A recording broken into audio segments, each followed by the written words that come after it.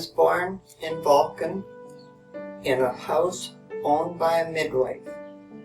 My parents were Laban and Mary Amer, who came from Manitoba.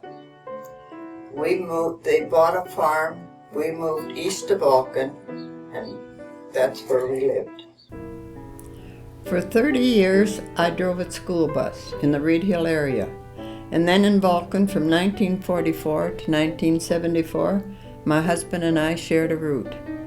I drove in the spring and fall, and he drove in the winter. We had the opportunity to drive many of the children in our area, and even their children. We drove our son Don and our grandchildren Tracy and Mark. It wasn't very typical for women to drive buses. In fact, I was one of the first female bus drivers. When we first started driving, we didn't need a special license, but then we needed one. Getting my license was difficult because the man testing us wasn't entirely fair. He didn't think women should be driving cars, let alone a bus.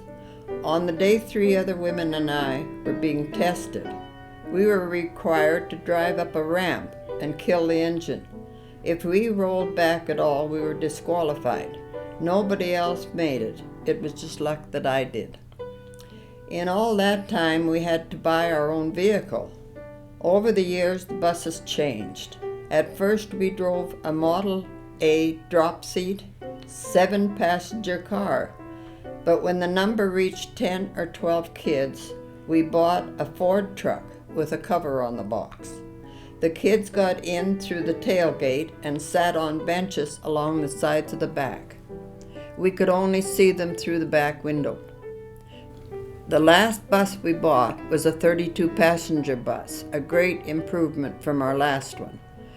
There were some really wild times, like when kids did things like bring snakes on the bus, but there are many special memories too.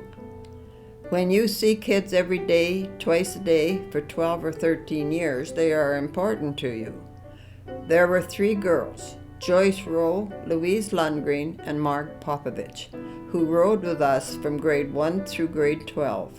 They enjoyed their fair share of ice cream, as we always stopped on the holidays and treated the kids. The girls took a picture with my husband on the day of their graduation. Obviously, they enjoyed their bus experience as much as we did.